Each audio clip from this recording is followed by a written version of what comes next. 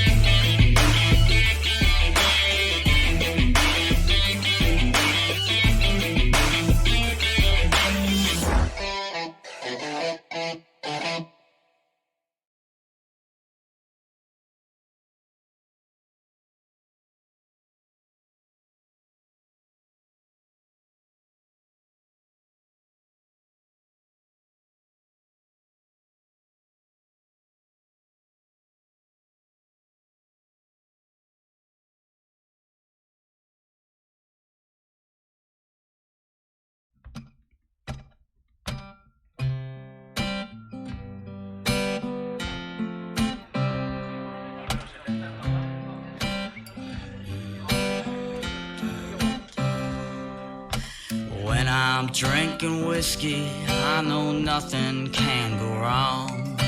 When I'm drinking whiskey, only time my mind is strong. When I got my bottle is when I'm standing tall. 'Cause when I'm drinking whiskey, I don't feel nothing at all.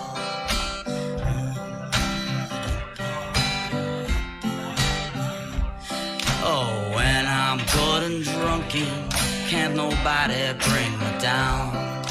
I like to drink my whiskey when nobody is around. I know my empty bottle's the only one that understands that when I'm drinking whiskey, I forget the man I am.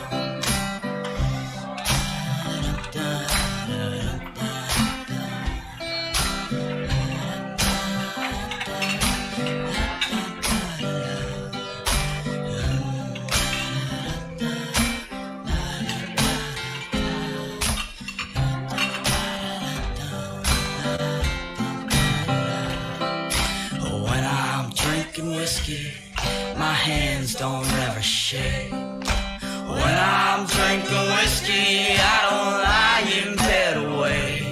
'Cause when I got my bottle, I don't care if I'm alive. 'Cause when I'm drinking whiskey, I ain't afraid to die. 'Cause when I'm drinking whiskey, I ain't afraid to die.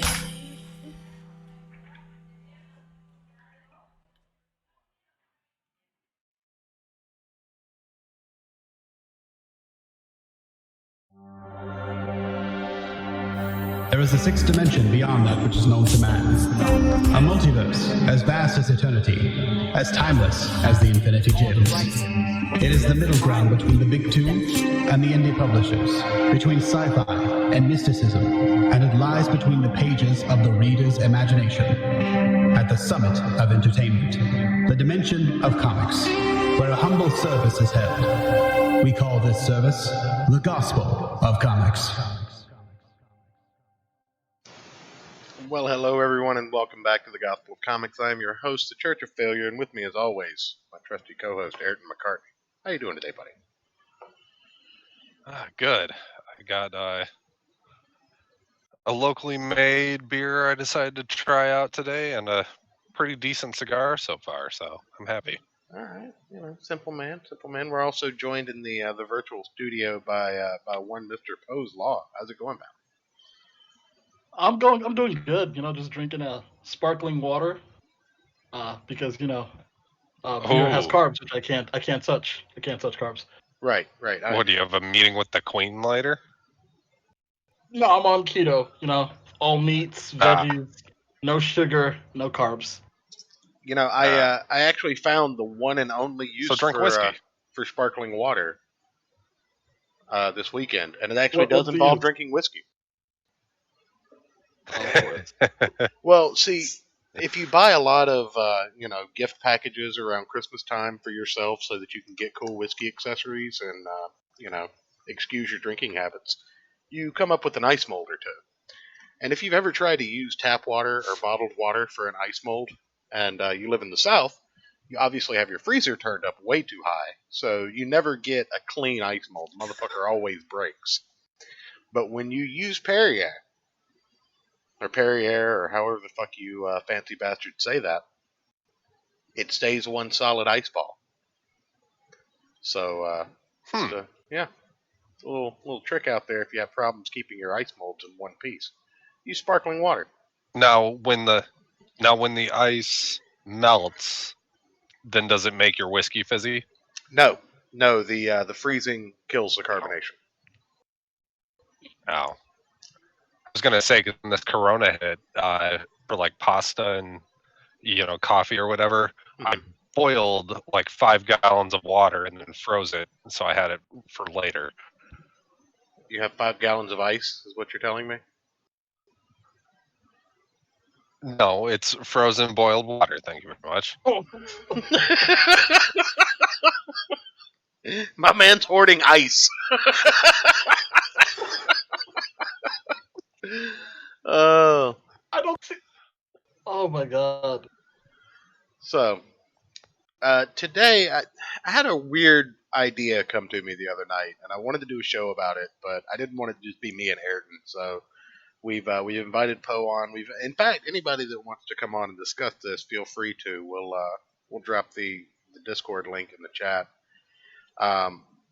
But I want to talk about the history of comic books and try and pinpoint exactly where the downfall started and what caused it. I mean, there's a lot of theories out there. A lot of people point to specific time periods, or, me personally, I always like to default back to Diamond Comics is the devil. So, but I think everybody can agree on that one.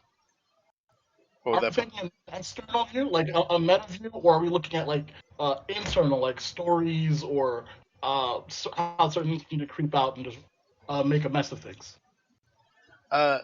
In your audio settings, Poe, have you got the voice activation set?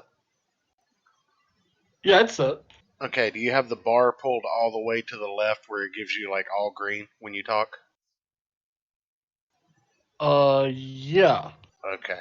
I didn't know because you were cutting up there for just a minute. You sound fine now, but you were cutting in and out for just a second there. So I didn't know if it was okay. So I was just like asking, like, when it comes to like we're talking about the downfall of comics, like what in the time we're looking at, like are we taking like a meta view, like looking at like is it like a production or like executive choices, or are we like looking at like how stories have slowly gotten worse, or how certain methods of storytelling have ultimately ruined comics? Which way are we looking at? Yes, Any method you want to look at, buddy.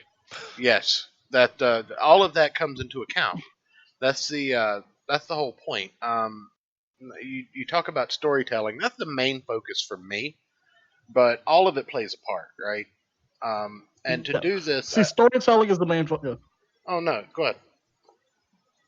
No, sorry, I was just gonna say storytelling is the main focus for me because that's what I look at. But I don't really know much about the meta. So like how all those like production and shipping and to inflate numbers and all that. I don't really know much about that. Well, I think storytelling is probably going to be the predominant, point of discussion tonight, unless somebody else has an argument that might take it a different direction. Because for me, it's kind of the reason I wanted to go on a little trip down history lane, a little backstory of the age of comic books. Because you know, modern comic books were born with Action Comics #1. I think we all agree on that, right? Yeah. The superhero story is the birth of what we know as the golden age of comic books. So you start out, you get characters put out like Superman, who couldn't even fly in the golden age. Batman, who in the golden age carried a pistol. Wonder Woman, whose creator had a bondage fetish in the golden age, and Don't we all? Oh yeah, oh that's true. I remember that. it wasn't even Diana Troy in the golden age either. And that brings me to my first point. The shift between the golden age and the silver age. Oh, welcome, Einbrecht. How's it going, buddy? Yeah, The shift. God. Sorry. Oh, go ahead. No, I was saying I forgot that the show was on tonight instead of yesterday, so I would have been here. You can blame my lack of preparedness for that, but we got it together. We're here tonight. But between the golden age and the silver age, you kept a lot of similar characters, even though predominant characters like the Flash shifted from being Jay Garrick to Barry Allen. In fact, Barry Allen is considered to be the birth of the Silver Age in most circles. I mean, is that fair? That's fair. What's that, Ayrton? That makes sense. Uh-oh. I said that makes sense. Now we're starting to get a crew in here. I don't know that I should start over. Everybody kind of up to speed on what we're doing. Denny, do I need to go back and then kind of restart? I don't. I Denny, just wake up. Shut up, Aaron. I'm here. What I'm getting at is we're trying to pinpoint where comic books went wrong in all of our opinions. Like, I obviously have my own theory. That's why we're doing the show. And I was talking about the Golden Age, pointed out, Superman, Batman, and Wonder Woman are all legacy characters born in the Golden Age, but they were vastly different from what they would become in the Silver and Bronze Age, right? Yeah. Sure. Yeah. And, when the birth of the Silver Age in most, I don't like to use this term, but in most comic book academic circles, the birth of the Silver Age was precedented by the birth of Barry Allen as the Flash. And that kind of gave us the Silver Age, where everything shifted from being like mystical and, just around because comics into a more sci-fi explanation. You had the mystical Green Lantern, Alan Scott, replaced by Hal Jordan, a more sci-fi version of a legacy character with a completely different power set, even though it was based around the Hal same. Jordan's cooler. Huh? Yeah, Avensur. Oh man, the retconning on Alan Scott is just ridiculous at this point. That's gone through it several times. Turned him gay now, which that's a I month. actually didn't mind when they made Alan Scott gay. It wasn't done like as any kind of like preachy thing. I don't think it was very like in the background, just kind of like, hey, yeah, it turns out he's gay, whatever. No, Like but see, when they made him it never gay, really upset me. when they made Go ahead. him gay in Earth 2, like I didn't care, I didn't mind because everybody was younger. But what annoyed me was they still had Obsidian there, like just as a dude, as a different random dude, who still had the same name, same powers, but he was just there. Like I didn't like that. I was just like, why would you have his dad existing and gay? It just introduce him anyway in this universe. Why? Like with You know what I Obsidian mean? and Jade being his children. Yeah. Well, I Yeah. mean, it kind of Like spoke to if the you it spoke to the idea at the time where gay men were closeted and had had children. Also, Yeah, to I was gonna say I think that might kind of fit better than you're thinking it will. Like um, I don't know. It was never egregious wait, to I me. thought we were talking about Earth 2, or are we talking about like he was gay on in PC or well, post He was crisis? real quick yeah to answer he was gay in the main series. Jeremy Carroll in the I didn't chat. know The that. Silver Age basically started in 1956 with the birth of Barry Allen from Showcase Number 4. That's widely considered the birth of the Silver Age. Also the Okay. best Flash, Yeah. Wait, I'm sorry. Who's the best Flash again? Barry Allen. Oh, I can't. Oh, Barry Allen. Okay, sure, sure, I can agree with that. I thought you were about to say Wally West. No. No, we're Okay. all heterosexual on this stream. Except for Okay. Alan Scott. Okay, so we got Golden Age, Silver Age. Who's Right. your favorite character of the Silver Age? Me personally, obviously, is Hal Jordan. Yeah, Go ahead and go around, panel. Hal Jordan. Can't agree with that one. Hal Breck. Jordan and Silver Age was a mess. For me, it's Barry Allen through and through. Because there was an interesting start to his character, and the end to his character was phenomenal as well. It was very poetic. Ayrton? Ooh. From what I've read, so from actual Silver Age comics, or just a character that's come out of the Silver Age? Let's go with Silver Age Those comics. are two different questions. Okay. So from what I've read, I'd either have to agree with Church and say Hal Jordan or Green Arrow. I like the early Green Arrow comics from what I've read of them. All right, Danny?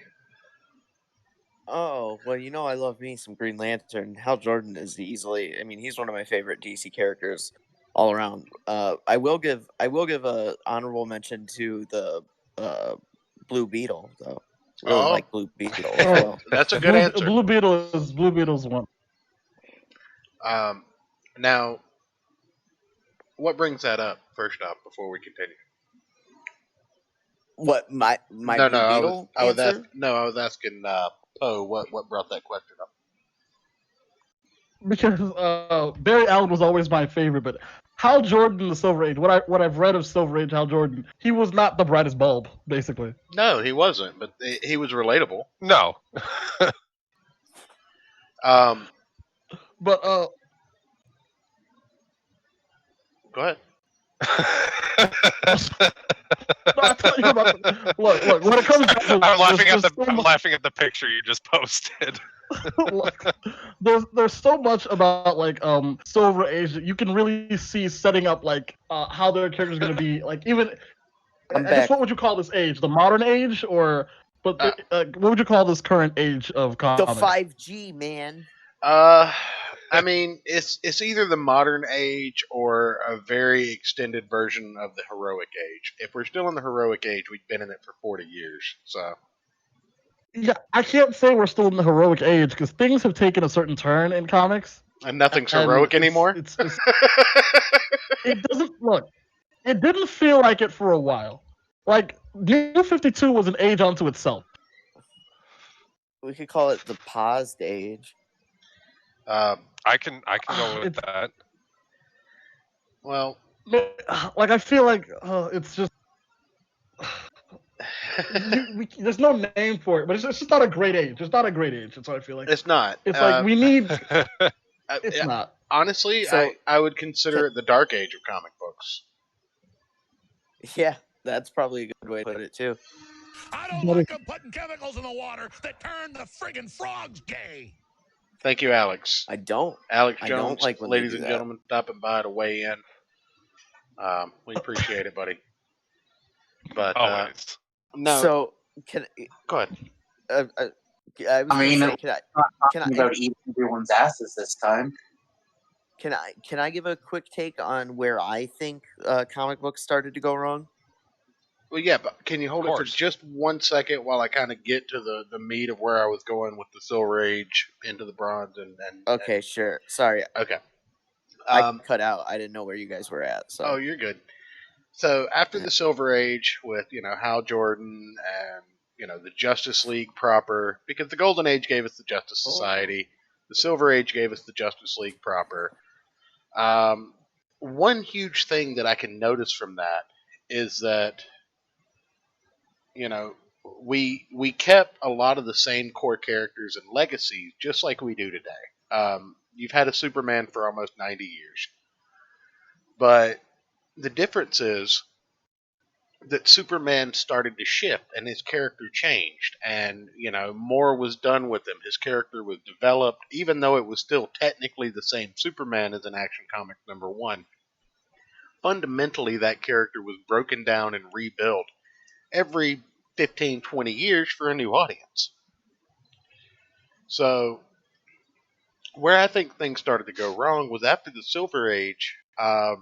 The legacy of a character was so important that after Barry Allen died, probably, in my opinion, between Marvel and DC, next to maybe Uncle Ben, the most important death in comics was Barry Allen during the Crisis of Infinite Earths.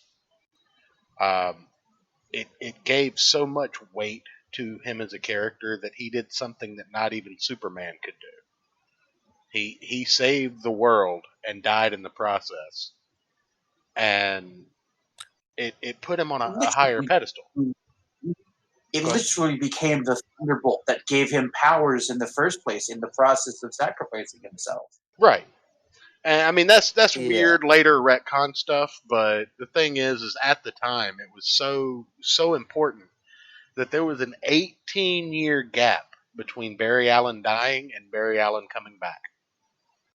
well, if I could give a quick counterpoint, because what you just Sure. said coincides with the point I was going to make. So you're saying Barry Allen, one of the most important deaths in comic book history, because it elevated that storyline, it elevated that character's importance, it elevated what a death in comic books like meant. That wasn't an Uncle and all Ben. of that.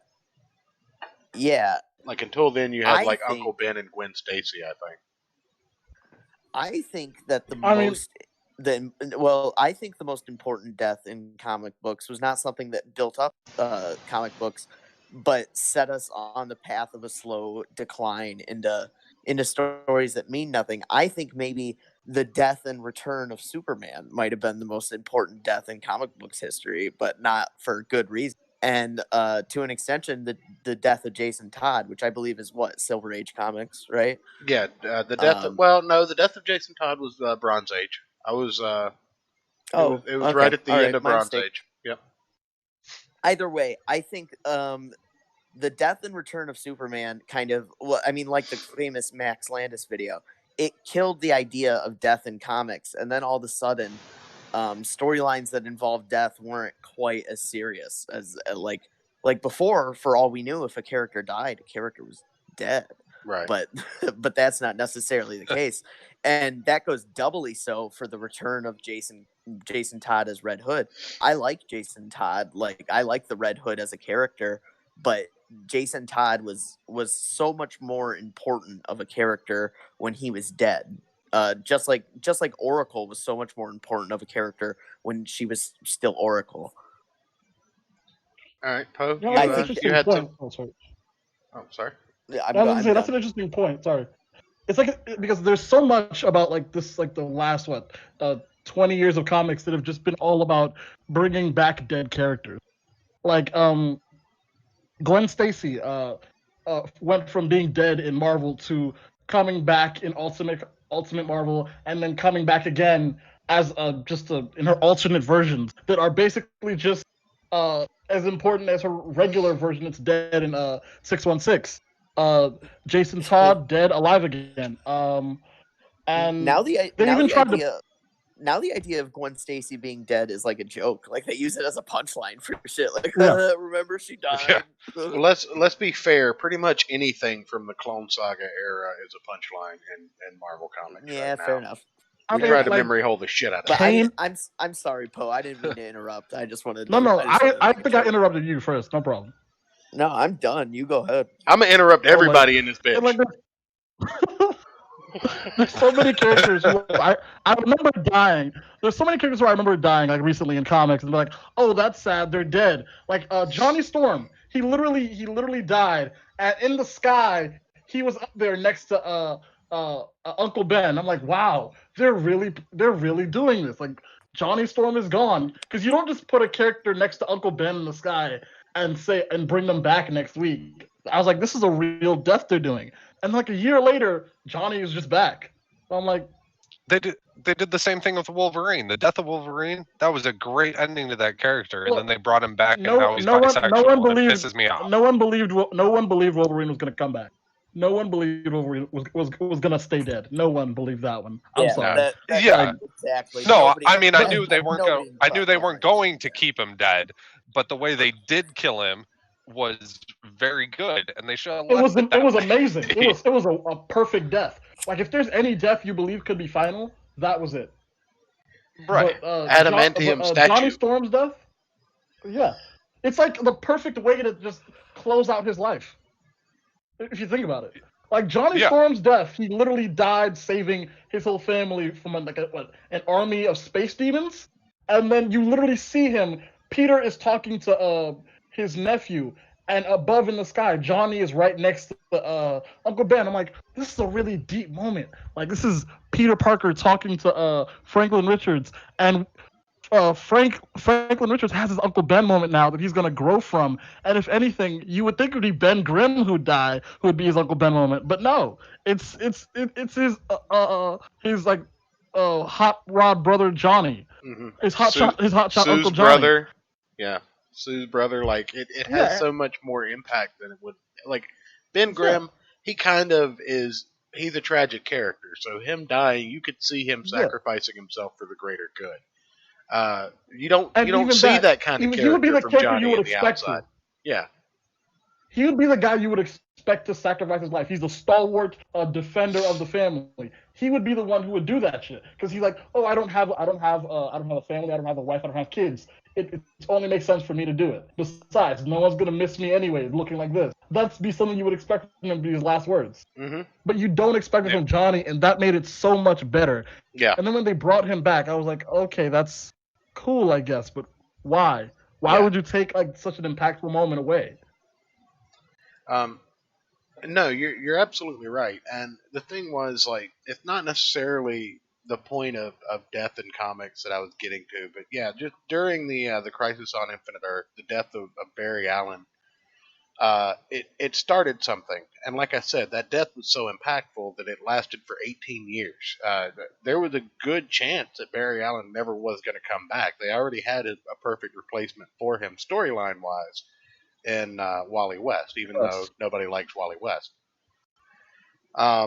Everybody loves Wally West because you watch all these Flash TV shows. Those are Wally West TV shows, folks. Don't kid yourself. They just use Barry Allen's name. Those are all Wally West stories, every one of them. I liked Wally West as Kid Flash and Impulse. Like Bart Allen was Impulse. Bart Allen was the only Impulse. Oh yeah, you're right. You're right. Bart Allen's You're right. the You're right. kid from the future. He's Impulse. Yeah, he's Barry Allen's grandson. But the point that I'm making is no. Oh, go ahead. Sorry. No, I don't want to go. You go ahead. You go ahead. Okay, the point that I'm getting at, though, is that as you move further on, all of these characters get a revamp. Occasionally they die off and they pass their mantle down naturally. You see it in The Flash. You see it in Wonder Woman with Donna Troy and Diana Troy. You see it in Batman going from the guy who was a detective and carried a gun and into the world's greatest detective that didn't use violence, that was, created because of his parents' death. You see Superman's character grow and evolve and become this stalwart character. And then everything kind of went stagnant with the legacy characters.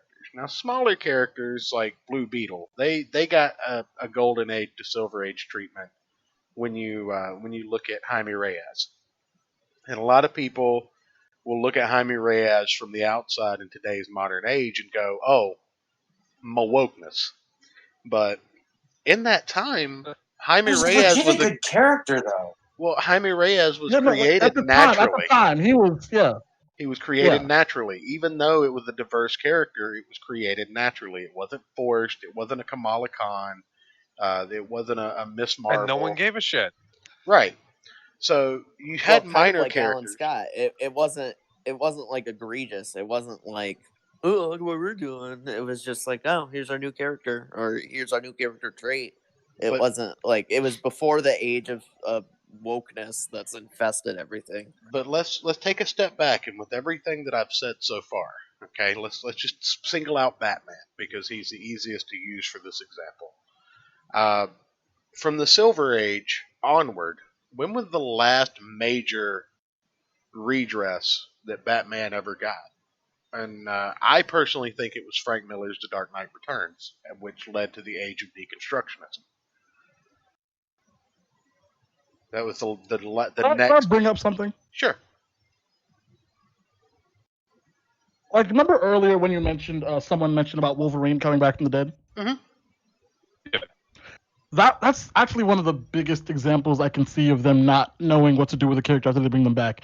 Because apparently now, Wolverine is in a happy bi relationship with Cyclops and Jean Grey, which does not at all fit the character of Wolverine. I would have much Yeah, rather so seen pisses him. me off. He's no longer gruff. He's not Actually- Wolverine anymore. Can I ask a question? He doesn't about that? smoke Since cigars. Since Yes. we're on the Yeah, topic, he can doesn't. I ask a quick question to people that are probably more into current comics than I am? Sure. Is Wolverine banging Cyclops as well as Jean Grey? Is that implied or not? I mean, I think it's It's a implied. public I haven't relationship. actually read it. yeah. My Implied. brother, I don't think they've Very outright said it yet. my brother but- reads X-Men religiously. He's got the entire Uncanny series. He's got every X-Men ever, and he still reads it religiously. And he fights with me to the death that they are not in a three-way relationship. And I'm like, they definitely are. They're both banging Jean Grey. Well, They are yeah, both banging that- Jean Grey for sure. that's I don't what, know if they're banging each other or not. That's what I was going to say. It's not confirmed that they're banging each other, but they're both banging Jean Grey, which means their PPs come way too close to touching for it to be straight. It also means Jean Grey's a whore. Well, I mean, we've kind of always known that since the animated series, right? She was Suspected, the fucking I Hellfire should Club say. for a while there. She was definitely a I mean, we're not talking Emma Frost No, levels, but there's- but we know Jean Grey gets it on. Look, She's no Look, Mystique. honestly, Yeah, My from Jean what Grey. I've seen, They've broken Look, my from what heart. I've seen, Danny, I hate Jean Grey. I I have- personally hate Jean Grey. I always liked Jean Grey. Maybe I'm idealizing her too much. Maybe in my mind she wasn't a whore. Yeah, get on that Look, Mary I've Jane always- train. Oh, I've I'm on always that Mary hated Jean Jane Grey train. for a while.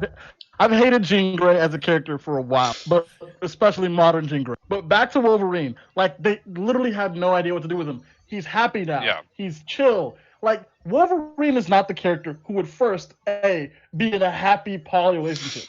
Like, wouldn't be he's sharing his a girl. mess. Wolverine of would issues, never be happy. especially Wolverine. especially No. jealousy. Wolverine can't even be in a happy monogamous relationship. Yeah, He's Wolverine a mess would of not issues. be sharing his girl. Wolverine would not be sharing his girl. Especially He with is a- Cyclops. Especially with Cyclops.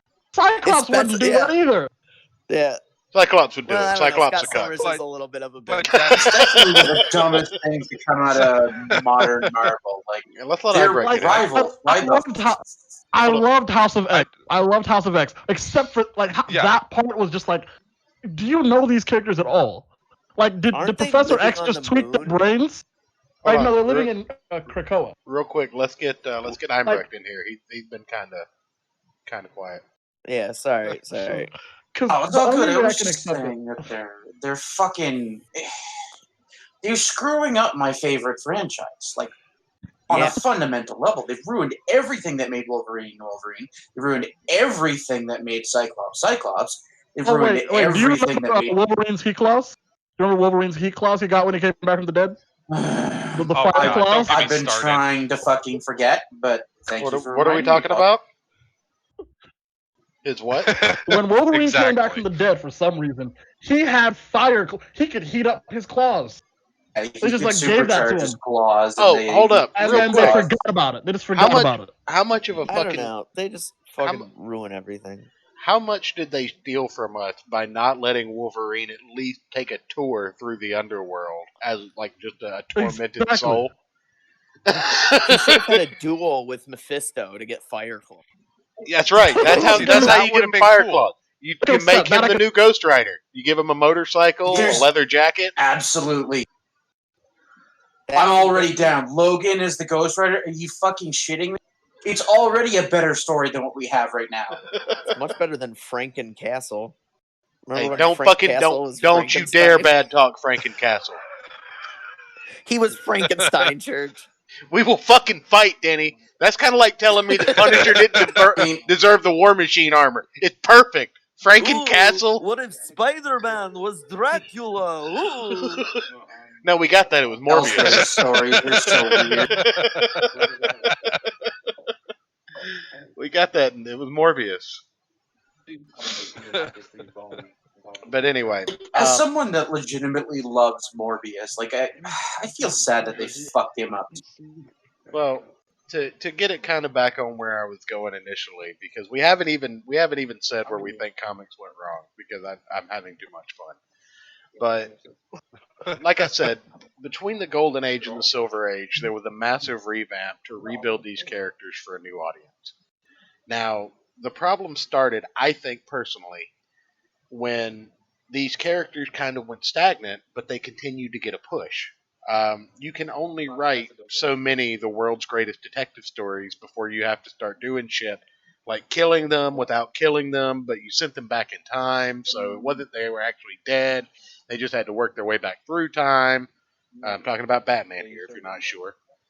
And when the only real update the character gets is being, just nitty gritty because Frank Miller wrote him as a deconstructionist character to beat the shit out of Superman, you lose your core audience, because by the time I was growing up, my dad loved Batman, but I couldn't get into Batman because the stories had been going for so long that there was so much lore. It took me 20 years to understand what Batman was as a character to be able to appreciate him. Growing up reading shit like X-Men. Go ahead. That's why we need talented writers, though, because like Court of Owls was a good Batman story of Batman being a detective. People really like White Knight. Like there have been good Batman stories, but both of those over in the past few years that have been like stories about Batman being Batman. Like both of those you don't have to do cheap gimmicky things to sell the character. That what you need is better writers. Oh, the problem I is genuinely liked one Honestly, aspect. I'm not even sure if the writers are the problem. Like, the writers are a problem, but like I think it's like when someone mentioned the audience earlier, they don't know what audience they're actually writing for. You guys go for it. I'll be right back. Well, all right, Einbrecht, go ahead. You were going to say something. You're not wrong, actually. You're spot on with that, Poe. They have no idea who they're writing for, and as a result, everything is schizophrenic. What were you going to say, Einbrecht? I was just gonna say that, like, this issue with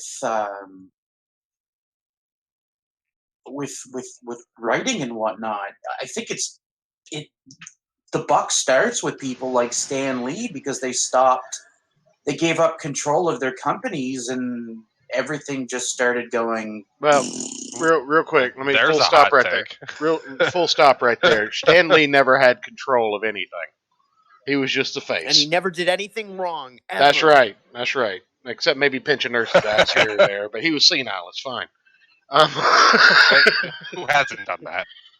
I did it yesterday. I'm kidding. Stan Lee, would you not?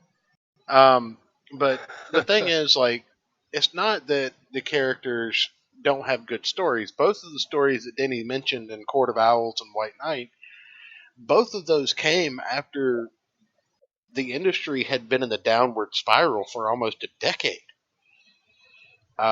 So what went wrong well before those stories had a chance to be written.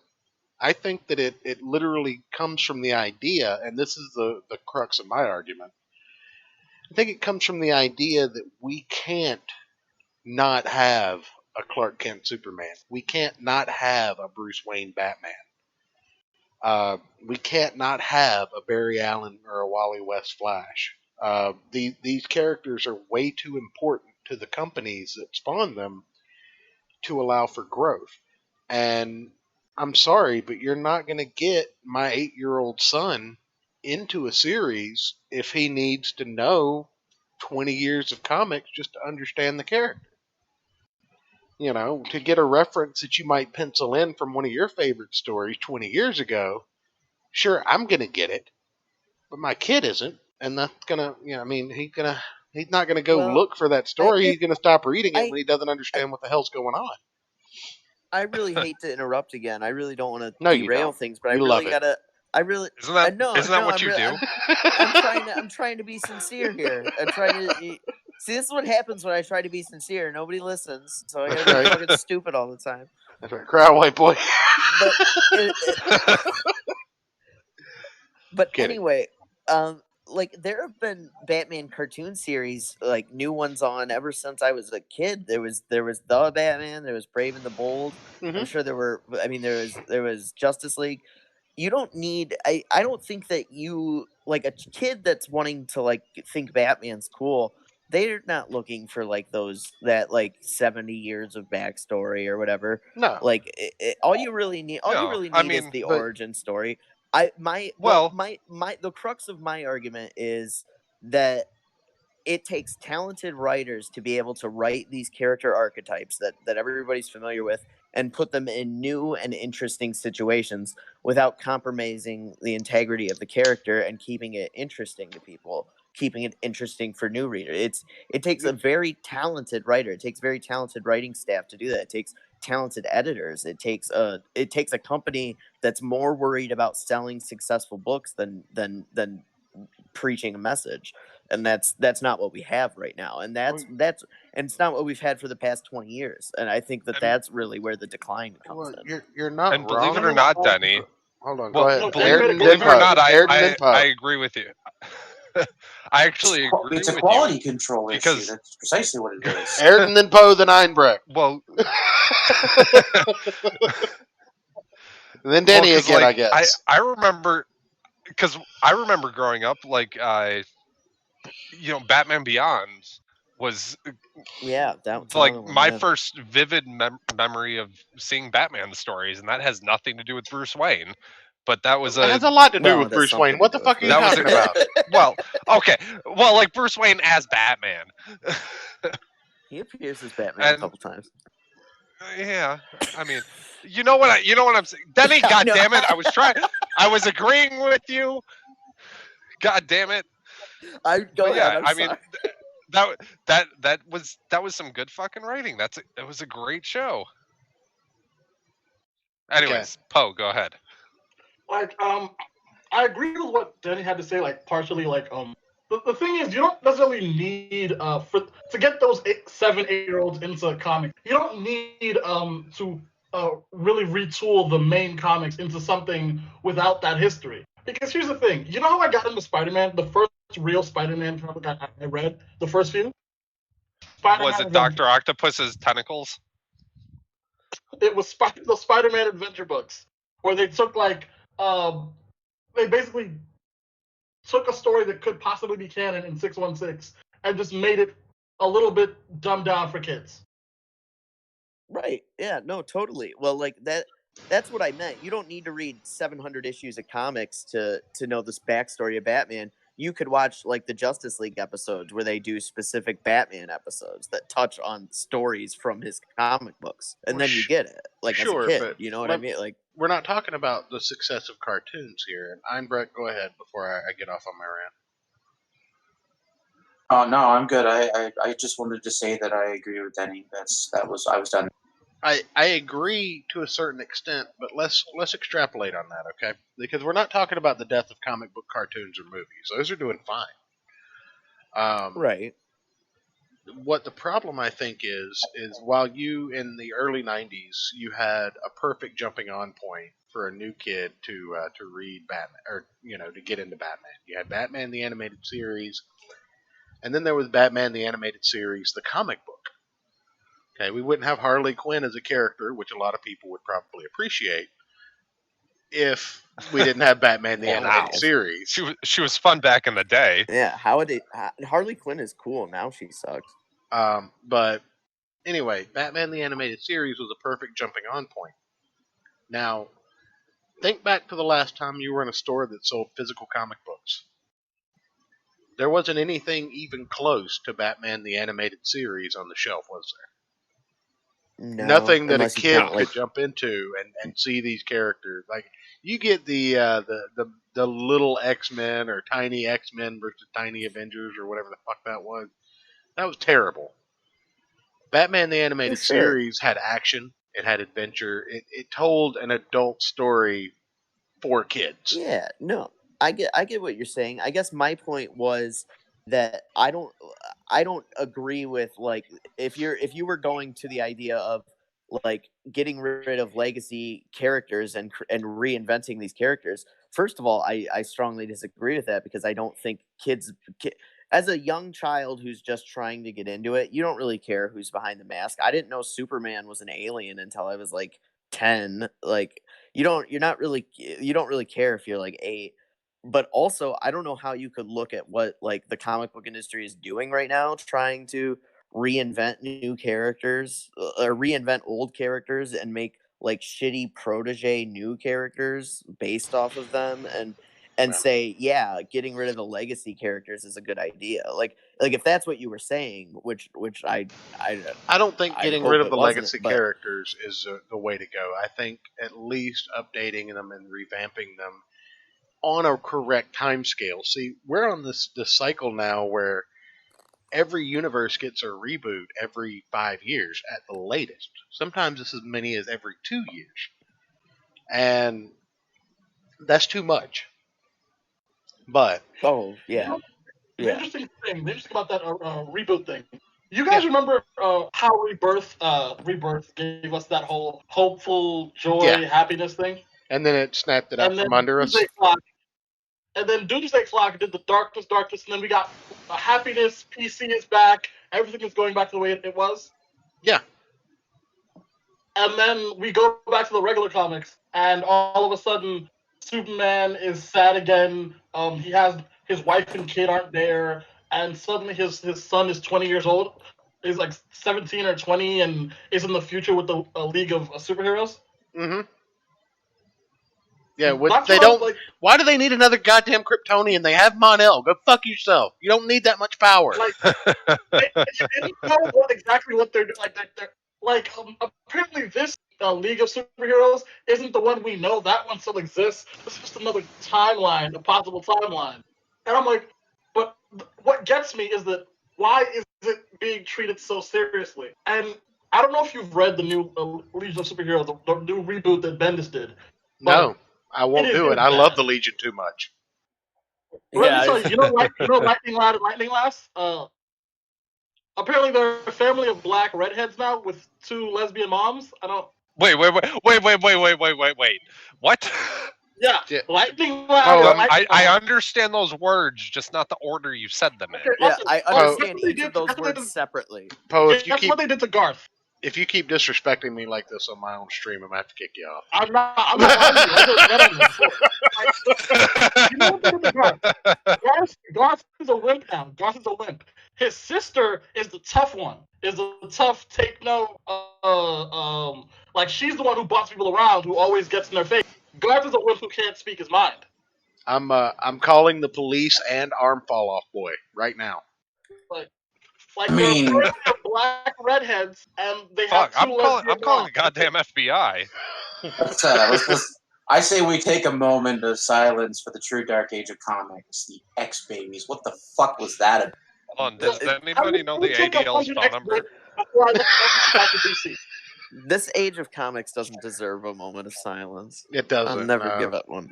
No. Thinking, but Bendis, like, even people who didn't read, who haven't been like attached to Hold comics, is on. like I'm calling the ADL to report this.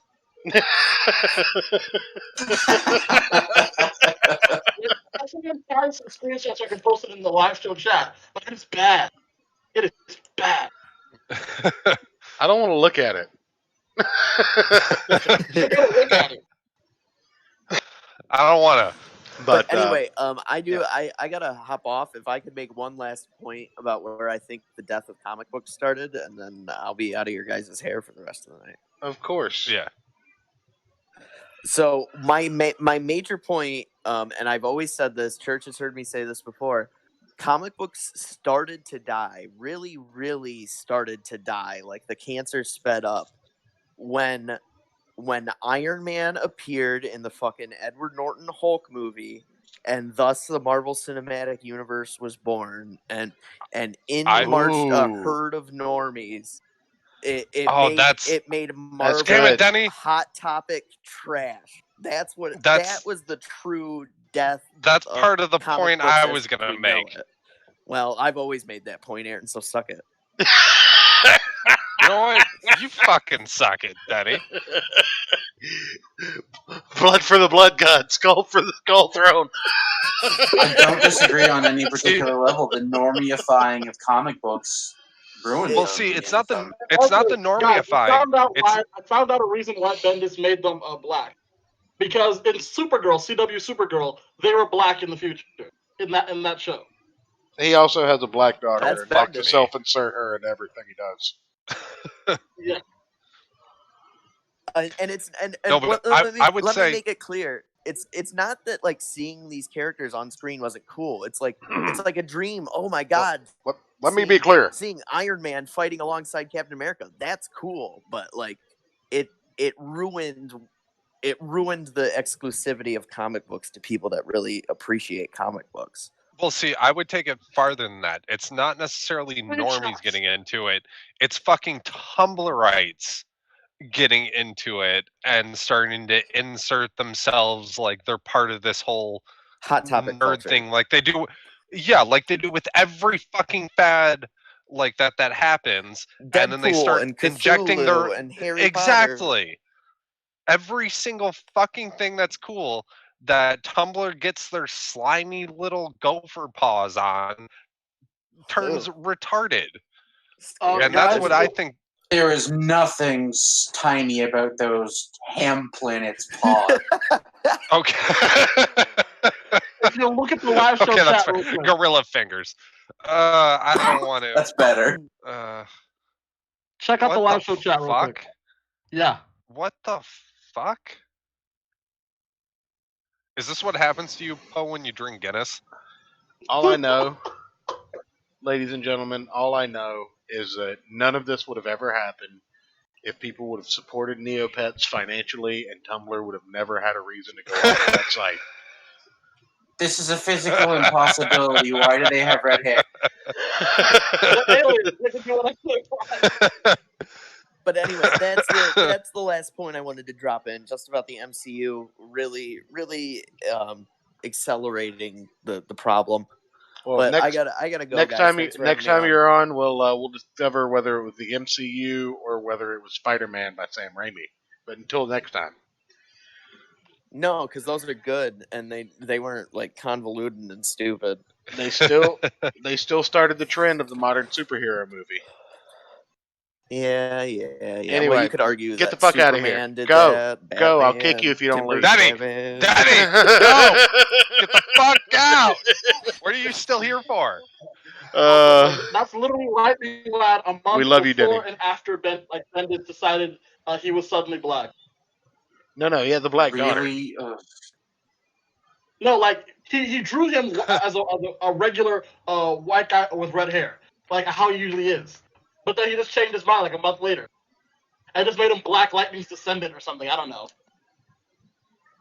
Well, I mean, that's static shock in the future, man. Calm down. Look, Lightning Lad is his own character. Black Lightning is his own character. Static Shock is his own character. Don't mix them all up into one guy.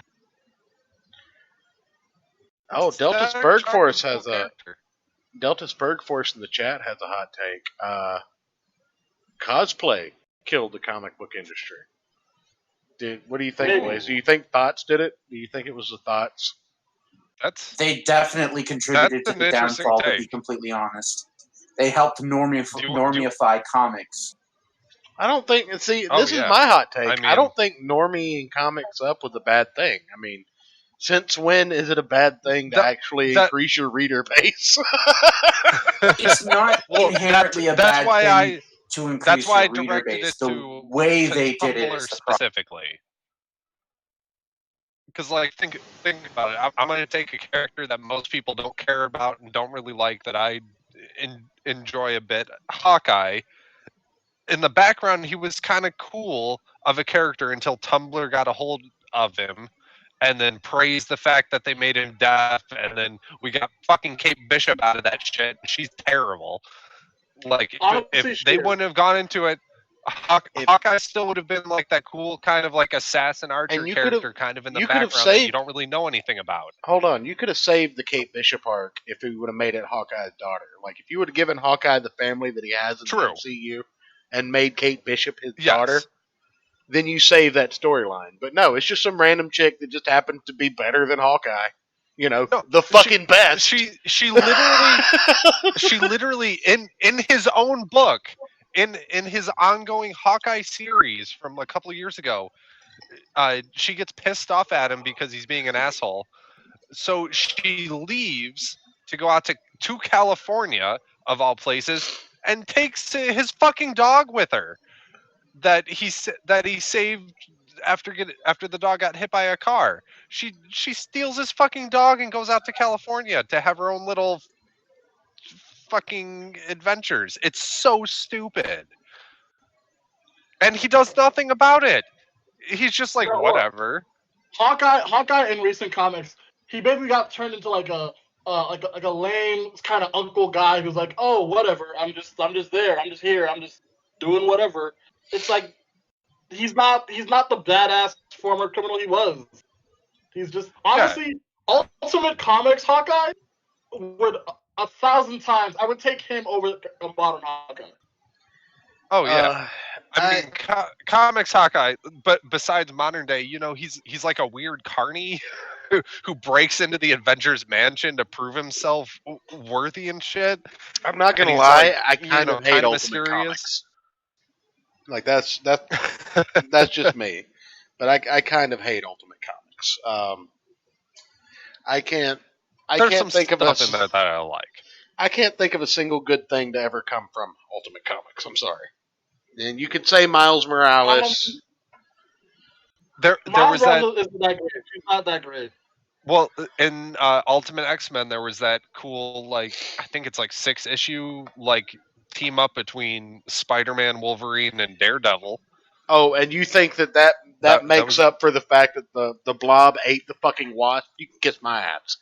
No, but you said there's nothing good. Well, in the Those laws of 6 cancel, issues are at least pretty entertaining. and the laws of canceling out, the Blob eating the Wasp pretty much killed all the good that X-Men would do in Ultimate Universe. Okay.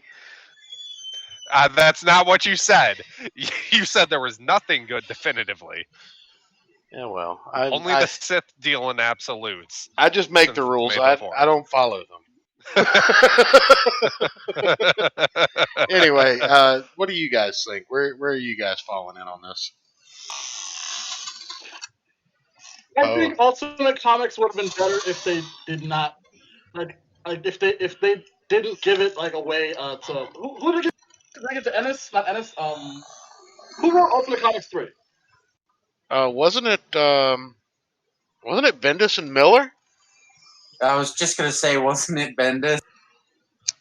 Let's see. Nope, that's where are my Ultimate X-Men comics?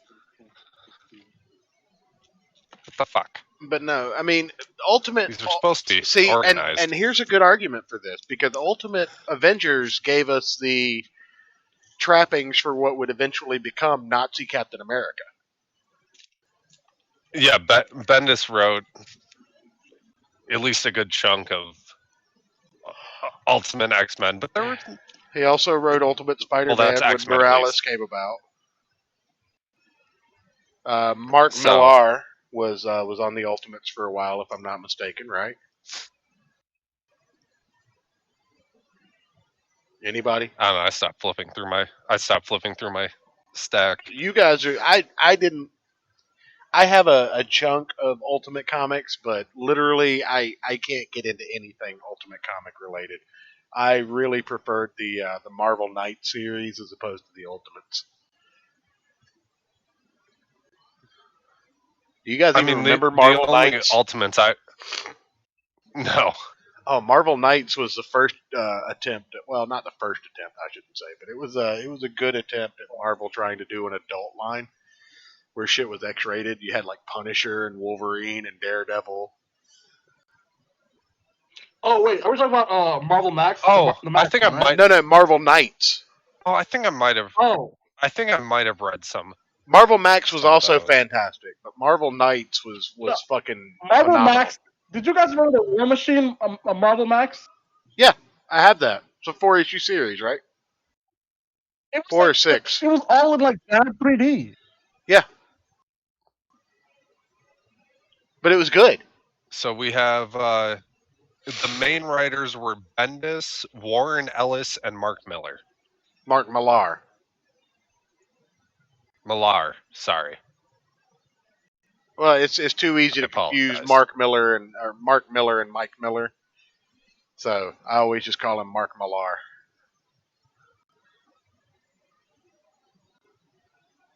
Fair enough. But no, what? Sorry. No, someone on Twitter was just asking bit their tongue off, and I was just reassuring them that don't worry about biting your tongue off. I did it too. It heals over. No one will think it looks weird in a couple of years. That's right. That's right. You can actually go and ask the doctor for a transplant and get a Gene Simmons tongue. Wait, you can do that? I mean, if you bite your tongue off, yeah, but you have to do it on stream. I mean, okay, I'll have a line of chicks going out my door if I do that. You think that, but the first thing they see when they walk into your apartment, thanks to your trusty church buddy, will be the giant panoramic screen replaying you biting your own tongue off. So, I mean, that's fine. with I did it all for the Nookie by Fred Durst in the background.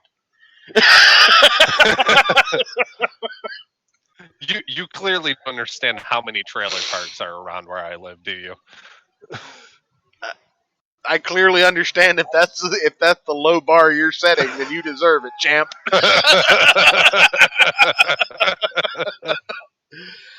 But no, getting back to the topic at hand, the downfall of mainstream comics. I literally think, like I said earlier, I think it came from the fact that by the time we got into the 90s, and this goes back to your initial question at the very beginning of the show, Poe, and I'll go around the panel and let everybody weigh in.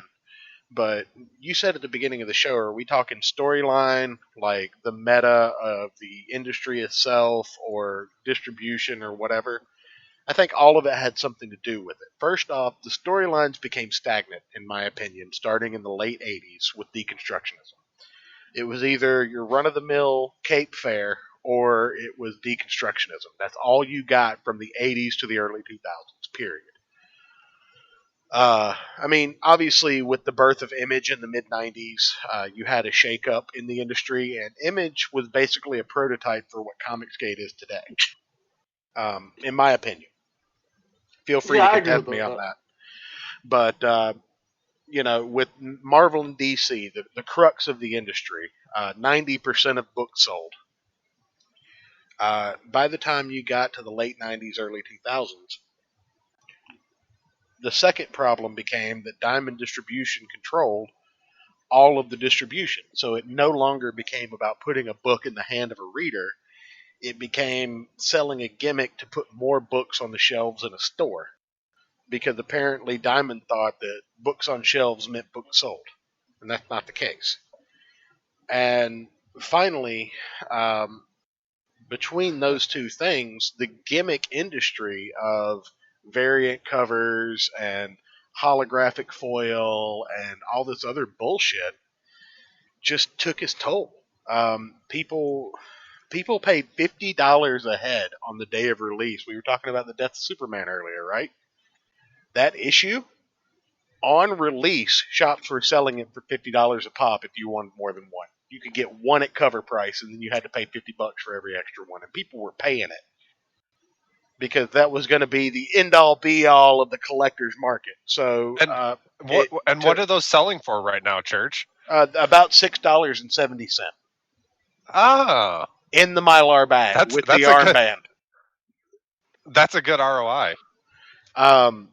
But in conclusion, the death of the comic, not the death, but the downfall of the comic industry came from staleness in storyline.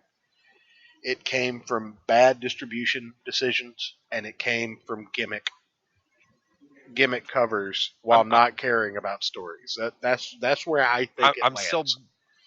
I'm still blaming Tumblr for at least 40% of this, though. Sure. Quality control on issues is a serious issue. Like, the reason I didn't buy a lot of modern comics is horrible art. Well, now there's no quality control anymore. Well, I kind of want to go around the panel now. So since Einbrecht's already going, go ahead. Where do you think that comic kind of started, or where do you think this kind of falls apart for comics?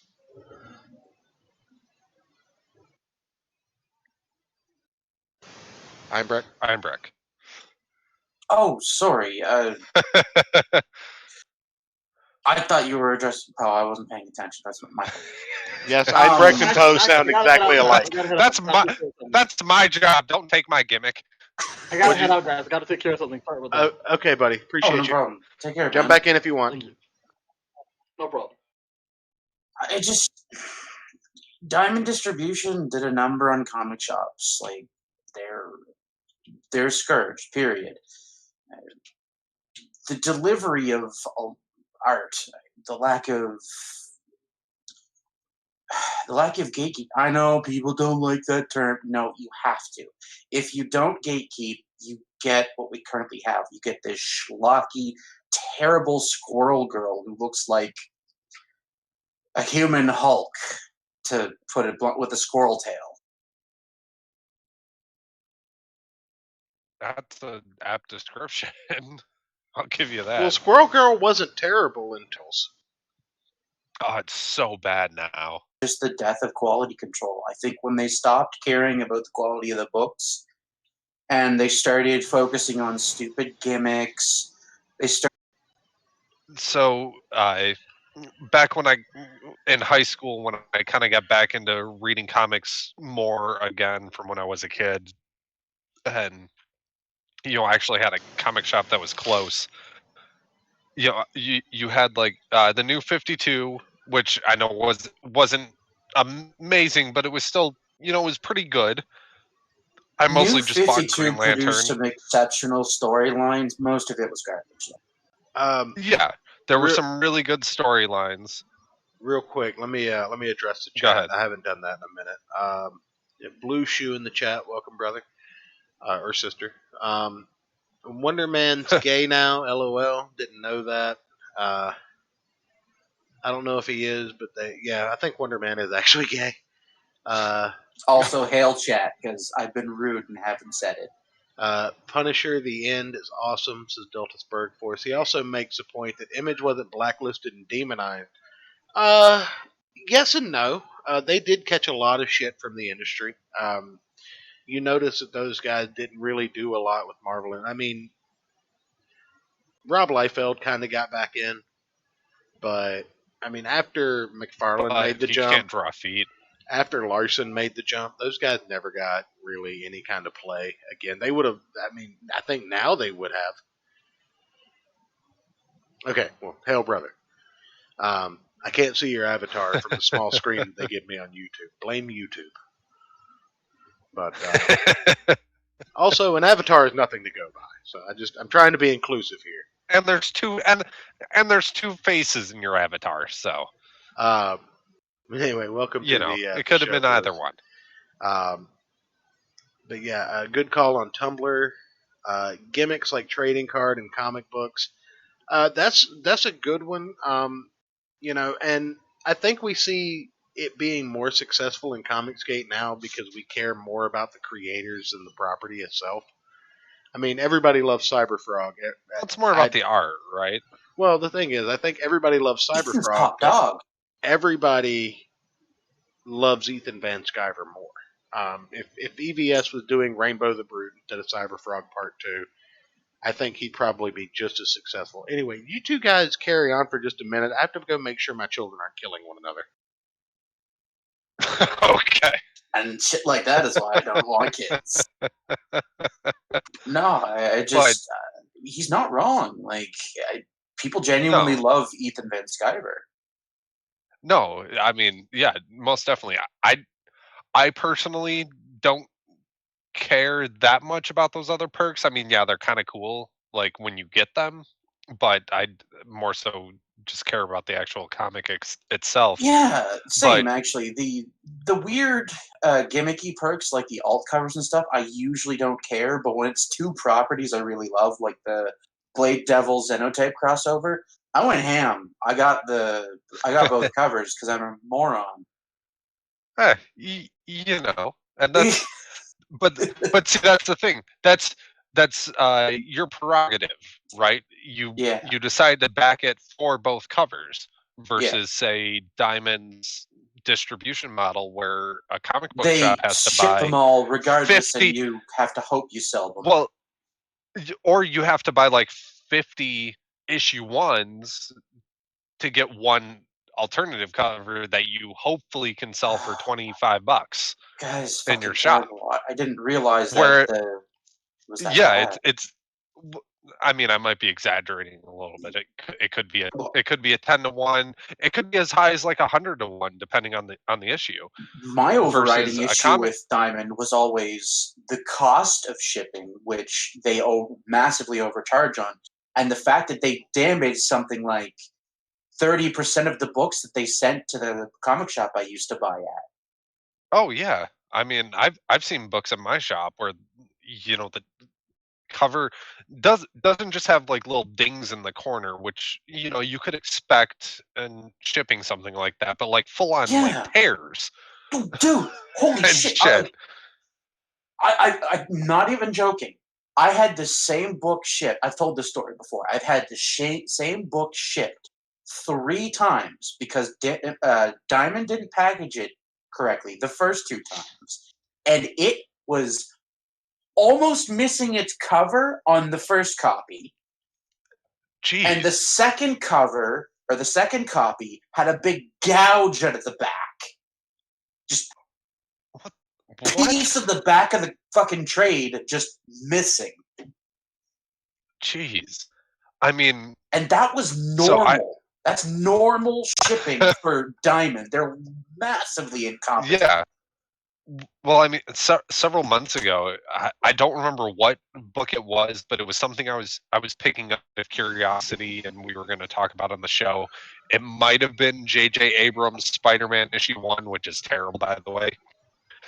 But the stack imagine that if you give the son of a retard a comic franchise, he'll fuck it up. Yeah. I mean, the art was cool, but the story was terrible. Okay. Welcome back, Church. I'm back, by the way. Deltasburg the issue in the chat says, seriously, they had TV shows were in Wizard Magazine Monthly. They were not blacklisted or demonized. I completely concur with that sentiment. I don't think they were demonized either. I don't think they were demonized anywhere near the way that CG is. But no, not even close. At the time, they were losing contracts. They weren't able to get work anywhere else because they started their own thing. That's where the correlation comes from. I'm not saying that it's the same all across the board. Oh, no, it's certainly like, I always thought it was bullshit how they chose to treat Larson and Liefeld just because they went off and did their own thing. Larson... Yeah, but Liefeld can't draw feet. Larson came out and can't draw hands either. He came out and he put CP in his Savage Dragon book, so he gets no love from me. Really? Oh yeah. But anyways, before I lose my train of thought, let me finish my point real quick. So whatever book I was grabbing for the show, the cover had like a small, not necessarily tear, but like kind of like indented rip in the top and stuff. And I was like, you know what? Fuck it, diamond sucks. Somebody's gonna sit here and try and haggle this poor shop to sell it to him at cost and stuff. I'm just gonna buy it. I bought it. I didn't say anything, but I was like, seriously, like you guys can't, like, why can't they send this shit back? What the fuck? No return policy because diamond is it's horseshit. Yeah, and I'm not a collector in the sense like I think anything in my collection is going to be worth anything one day. I just want the books just to have them, so I didn't care, and it was for the show, anyways. So whatever. Also, but, I really man, like I was Spurg. just like, He's one of the cooler guys I've met from Board Campaign. He actually took time out of his day to explain some shit to me. Sorry about that. It's just a tangent. But I was like, God damn. Like, if somebody else were to buy this, they'd be sitting there haggling, trying to get a discount and stuff, instead of just grabbing a book that's in good shape behind it. Well, I wouldn't let the owner of my shop. Like, you know what? I'm gonna buy. I'm just gonna buy it full price and just not say a word. Well, as a comics guy, I used to go into my comic shop every week and do the bagging and boarding and shelving and cycling, and I wouldn't let the owner price a faulty book at full price. It just didn't seem right. Like, I either told him that he needed to get in contact with Diamond to get him a better copy, or we sell it at cost, or at least at a discount. I think depending on what it was, like if it was just like a corner fold or something like that, like just something minor, I think it was like 50 cents off. And this is back when comics were like this was $4. This was a very minor imperfection, but still, I knew somebody was gonna try and fuck them over with it. And let me be clear: those damaged issues I'm talking about, they weren't floppies. They weren't easily damaged things like floppies. They were trades. Hail Delta Spurg Force came in that condition, and hail Delta Spurg Force. Hell, guys. No, I wasn't disagreeing with you that they weren't anywhere near as demonized as our Comicsgate creators are. I think just the massive influx and the success that they had is why that they got invited back so quickly. I honestly am surprised that Ethan Van Sciver hasn't gotten it. He may have. He may just have not mentioned it. But I'm surprised that he's not getting his door beat down with offers every damn day because of his success on crowdfunding. I mean, Dynamite. Well, yeah, but that's not Marvel or DC. Well, Dynamite's pretty small by comparison. True, but they're the next biggest behind those two. I would love to learn that behind the scenes, Ethan got an offer from IDW and turned them down. I would die laughing. Last I checked, it was DC, Marvel, Image, Dark Horse were the big four. Dark Horse has always been fair. Like, even when they started out, they came out swinging. Well, Dark Horse used to have the Star Wars comics and Usagi Yojimbo. Was fair. Dark Horse also responsible for Alien vs. Predator? I think so, in some capacity. Yes. Because it's been a long time since I read those, and now those are comics. IDW, if I'm not mistaken. Oof. Well, I'm not touching those then. The modern ones, anyway. But anyway, how's it going, Delta? Spurg, go ahead. Hail, guys. Hail the war campaign. Hail the war campaign. Hail Daddy Sunbeam. Indeed, hail the war campaign. The Frog God is indeed awesome. But yeah, no, what? Where do you think the comic industry went wrong as far as the mainstream comic industry goes? Me? Yeah, let's see, where you start. I started in the golden age, so.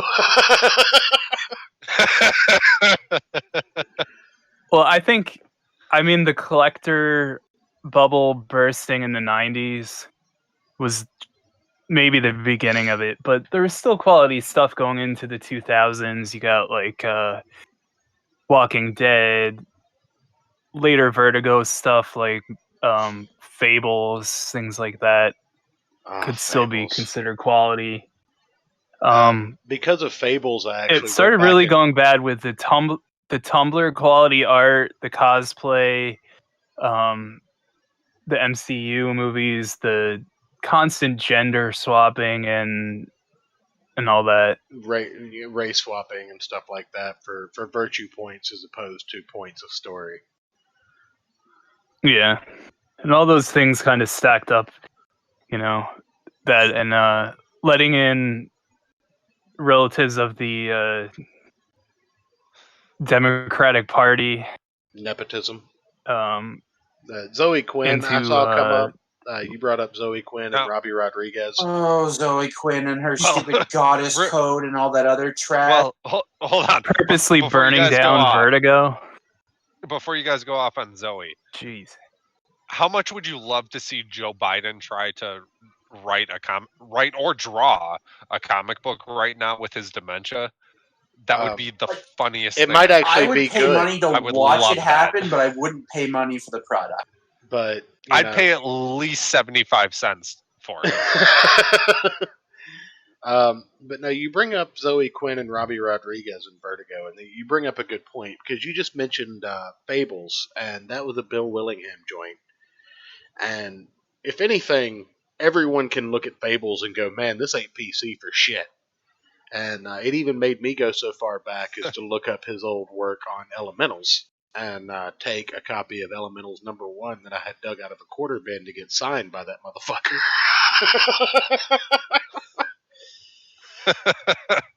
But no, It's almost like there are still some really amazing creators out there. They're just buried in the heap, unfortunately.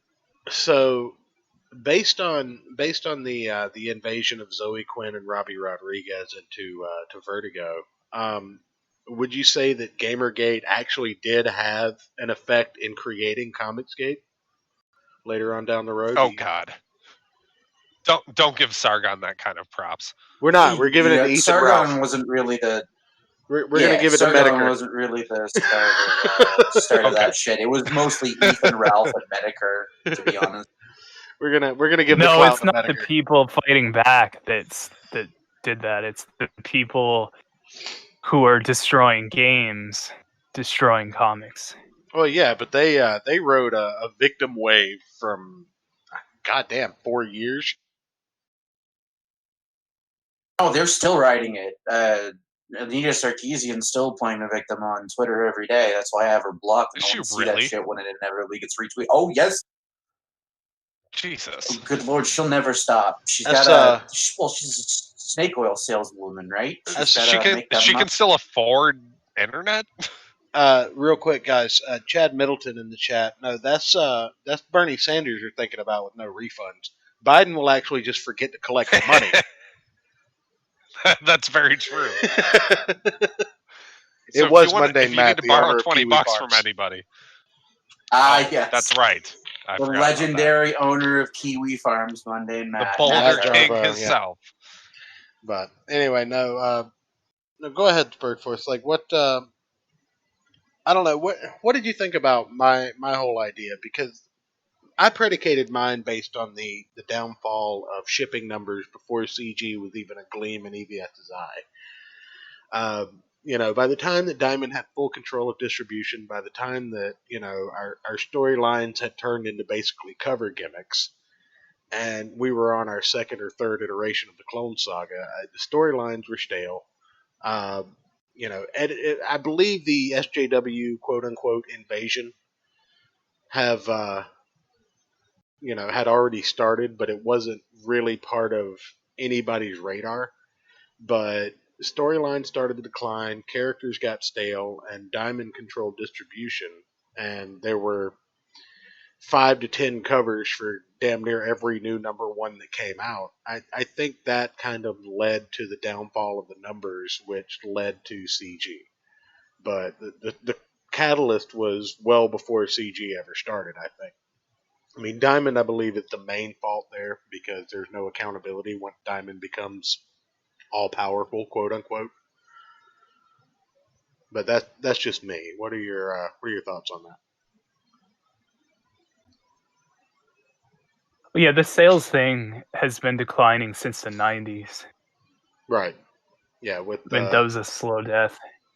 we threw 3 or 4 long boxes worth of X-Men #1 onto a yard sale for like a dime a piece from the 90s, where they had those 5 variant covers. I mean, if you look those things up, even a 9.5 of one of those is like 35 cents. They printed 1 million of them and they barely sold 100,000 units. It was disgusting. But that's terrible.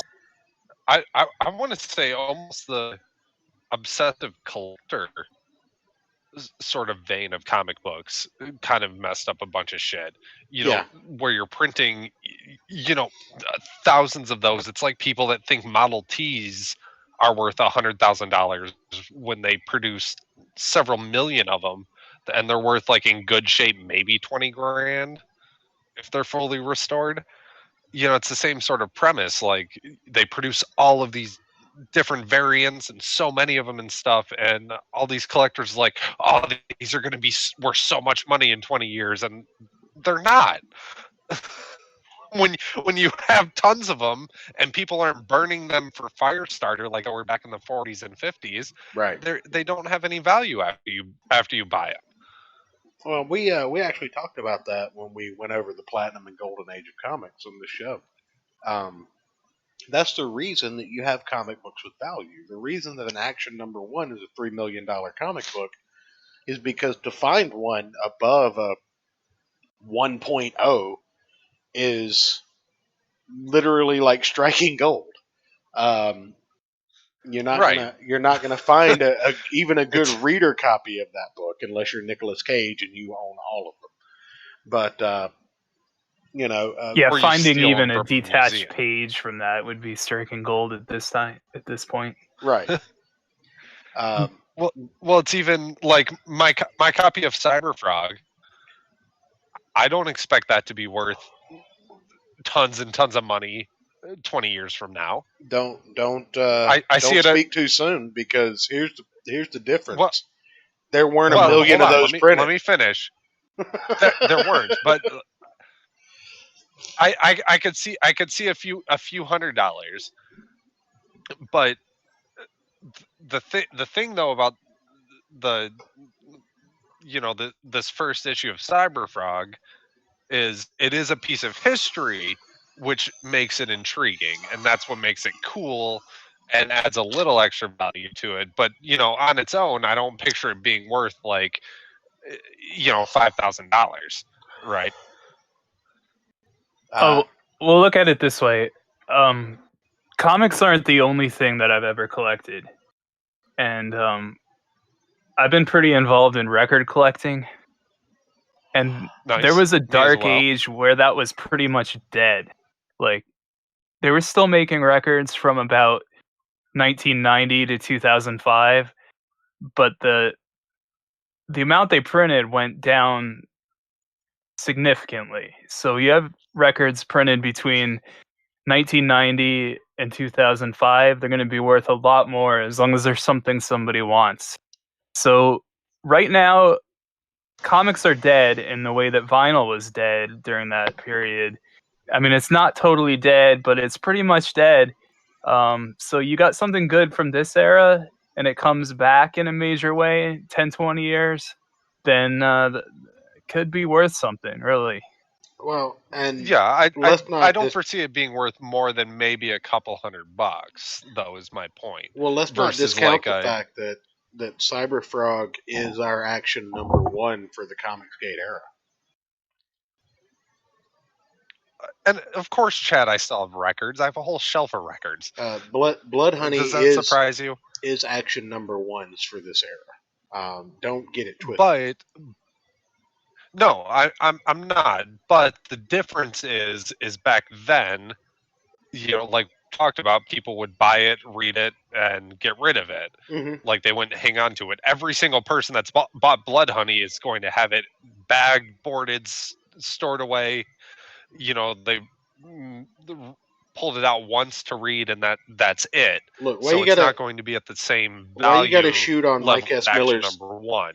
Why you gotta shoot on Mike S. Miller's kid like that? I mean,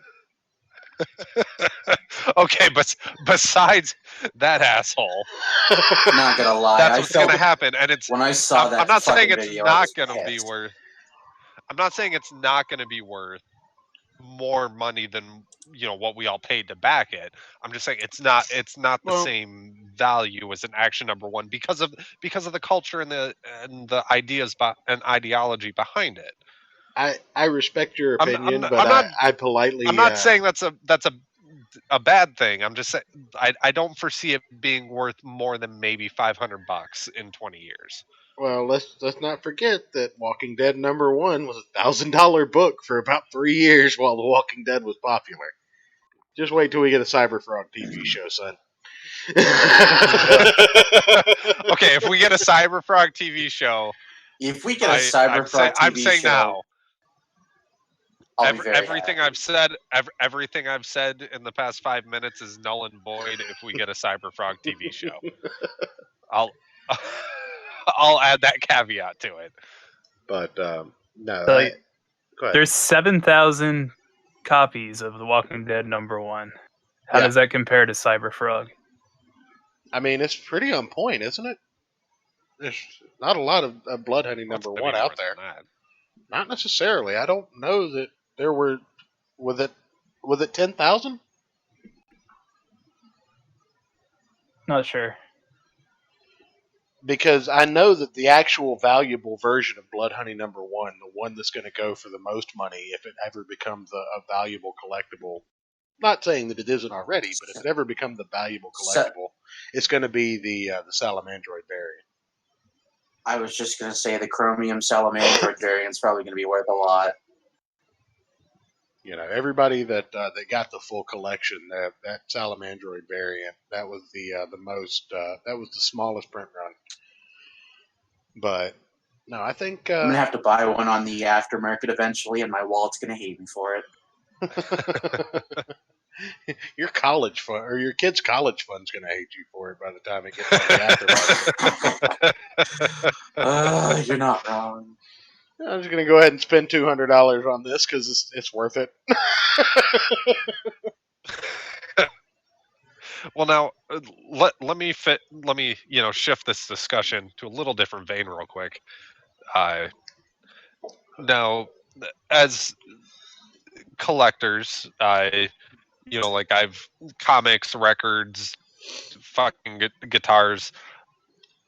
Now, I don't collect these things to resell them later. Personally, I just collect them because I like them. Even cigars.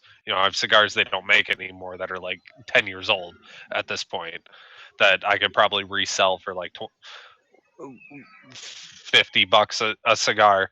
But I get these things because I like them and I want to enjoy them. I don't know, maybe I'm weird No, on that. Like I don't collect them to hopefully they get value down the road and I can resell them. I don't know, am I the odd one? no, I'm the same. I collect things to collect them to own them. I don't want to get rid of them. I Okay. collect them to enjoy them. Like all of my comics are well worn.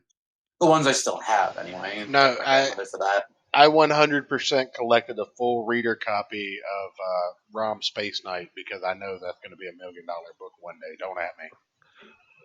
Okay, well that's that's different going out of your way to get that. But in your everyday collecting of comic books, you want to read and enjoy them, right?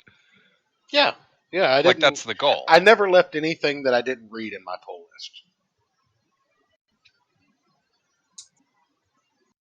Okay. Like that I think the last time I had a pull list was when they did the Nova Prime run for Richard Rider, and then they fucked that up. Had a good ending, and then they fucked it up by bringing out Sam, whatever the hell his name was, and we just got to have a new Nova. There's Like, some oh, there's God, some here we advice go. for you in the YouTube chat. Just Oh, spend your let me pull that back up. $200 on the honeycomb box and get the gold foil blood honey. The gold foil is limited to Oh, however many cool. honeycomb boxes EVS sells, and he has limited that to what 1,500. Okay. I'll have to check that out then. There you Yep. go. Thank you, Nact. I wasn't paying attention, and that's my fault. I did not mean to ignore you, good sir.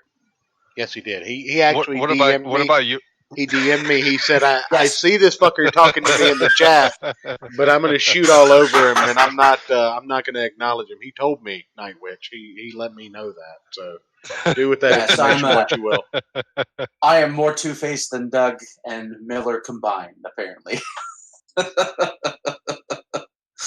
How are Good those? Lord. How are those Delta? kumquats? What about you? What's your thought process behind collecting? He's a, Oh, I appreciate the art, number one. The writing, number two. I mostly bought pretty cheap stuff. And I've just started buying comic skate stuff, so I'm only on about my I mean, like my fourth backing like or in something. like in general, when you were like collecting records and stuff like that, you were getting them to own and enjoy, right? Like your mindset wasn't like, oh, is this going to be worth money in the future? For records, I've done both. I've sold them, a lot of them. Yeah. Worked at stores that sold them. I used to. Yeah, I used to collect. I used to collect. There was stuff I sneakers for collected that to reason. listen to, and stuff I collected to sell, and stuff I bought for stores because I was the buyer. I've always kind of had a penchant for sneakers, and anytime I can catch a couple of limited release Jordans and buy 2 or 3 of those, I'll hold on to those bitches for 6 months and throw them up on eBay for, up to 10 times the fucking turnaround. Now, I will say, Delta, when I was really into record hunting and stuff, you know how long it took me to find the listenable version of Led Zeppelin 1 that wasn't like a modern pressing. That was awful. Yeah. I'd say a good 6 months, and I think I spent like $30 on it. But god damn, communication breakdown, or not communication breakdown. Fuck. No, that's on there. What's the opening track? I'm blanking now. A Whole Lot of Love. Hearing that on a nice, I think I got a second printing of it. That's Led Zeppelin 2. Hearing that black, buddy. Is that Led Zeppelin 2? Yeah. What's the opening track on Led Zeppelin 1? Dazed and Confused. That's the opening track? You have Google literally in front of your face right now. Shut up. I also have the record like 7 feet away. Well, it's Good Times, Bad Times. Anyways, Good Times, Bad Times. Yes. Okay. Hearing that, blasting through a nice sound system on an original record. Ooh, there's something orgasmic about that. That's only you, buddy. Anyways. Well, that's like a key. That's like having a key issue of a comic. Yeah. Having a record like that. Oh no, I get that. But I've listened to it so many times at this point because I like it so much and it sounds so good. I'm not expecting it to be worth much more than $30 I paid for it. Because that's my point. Is I would rather buy it and enjoy it than buy it and just set it away to hopefully make more money off that's of like it later down the road. Do you want the first edition of Watchmen or just whatever the in-print copy of it is? Right, because there's an image first you can get for $1. That is the first issue of The Walking Dead. There's an image first of that.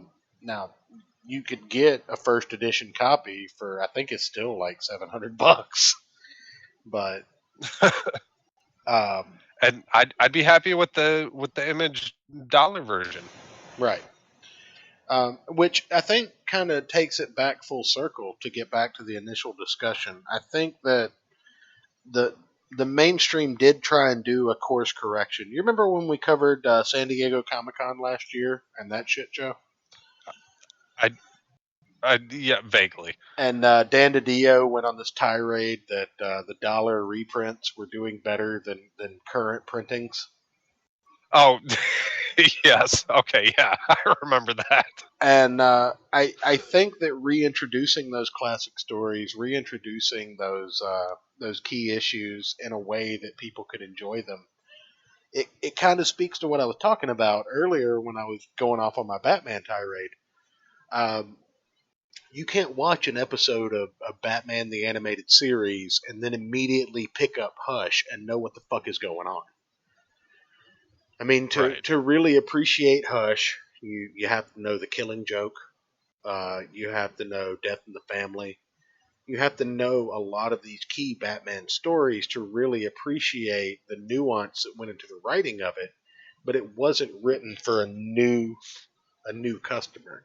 And one way to fix that is reissuing these stories time and time again, whether it be in trade paperback, whether it be in an animated movie, whether it be in dollar reprints. But you make these books accessible because these key issues, these priceless storylines that, you can get a copy of the first printing of Death in the Family. Sure, it's going to cost you about $800 if you want a decent copy of the full run of Death in the Family. Probably about $800 right now because of how iconic that is. I could be wrong, but a Death in the Family as a trade is a $20 investment. Yeah. So I think they did try and course correct, but I think it was too little too late because the damage was done by the by the infiltrators of the industry. Editorial didn't give a shit about anything anymore. Sales equated to putting books on shelves, not books in hands. And there was no saving that. I mean, you kind of have to tear it all down and rebuild it from the ground up. And that's why I think, I said this on Liam's 24-hour stream. I think that's part of the reason that Comicsgate is so important. I think that, we're proving that it's not a cost issue. If I'm willing to pay $70 fucking dollars for Xenotype, if I'm willing to pay $200 for Cyberfrog Wrecked Planet, then I'm willing to buy a $6 comic book from DC. But DC has to be willing to take my fucking money and not call me a goddamn racist or a Nazi or a sexist or any of these other ists to get it. Yeah. And they haven't proven that they are yet.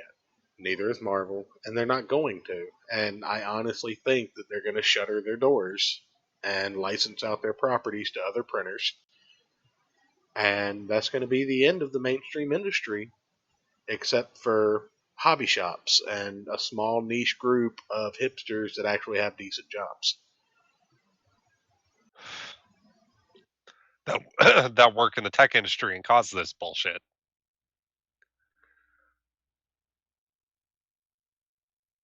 That's almost where it is anyway. Before all this. That's fair. Yeah, because a couple months ago I was down in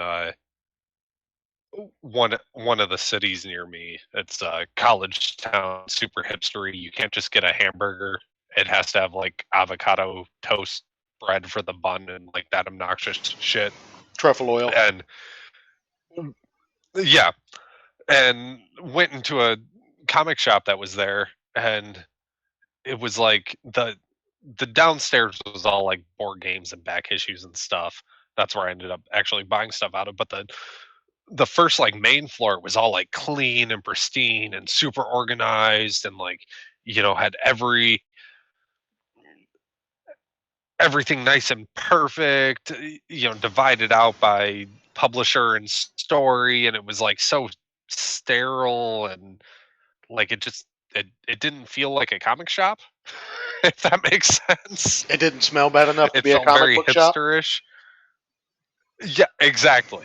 Was there no one standing at the front Like the counter comic shop going? Was there no one standing at the front counter going? Actually, at the comic shop I normally go to, there's literally a regular who rides his bike there, and they let him park his bike inside the store because he's there so often. Like, so there'll just be a fucking 10-speed bike on the kickstand in the middle of the store for like an hour while he looks around and buys a bunch of shit. I totally would put a price tag on it and sell it.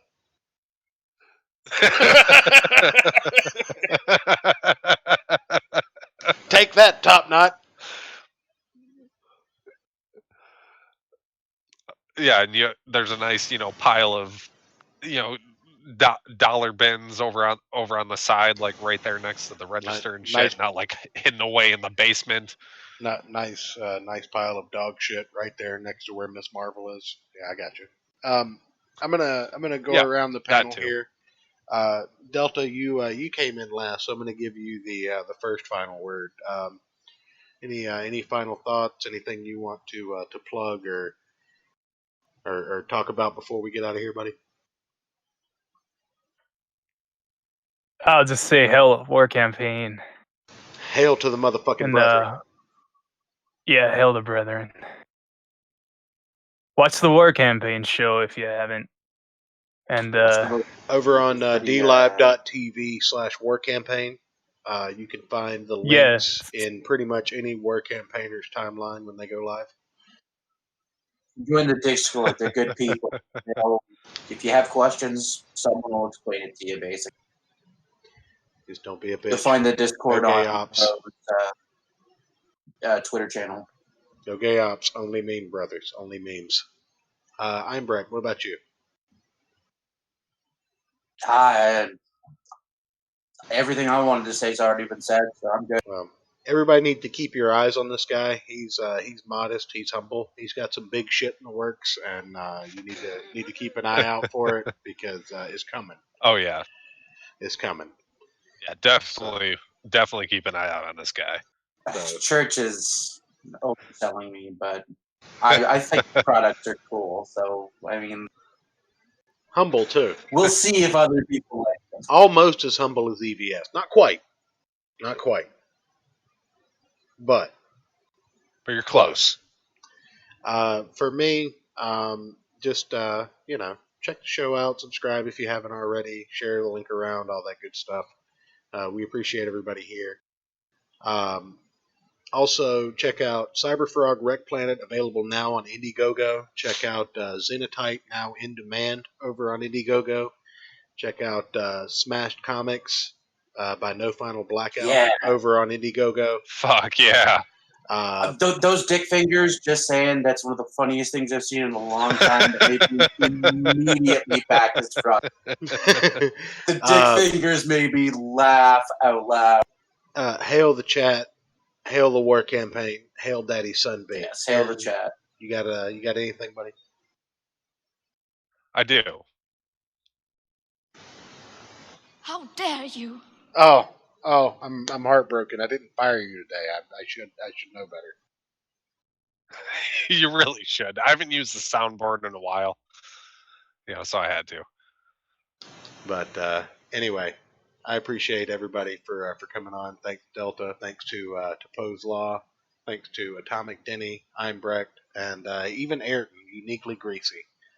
So with that, Ayrton, if you will get us the fuck out of here. Good night, everybody. Thank you. All right, later, guys.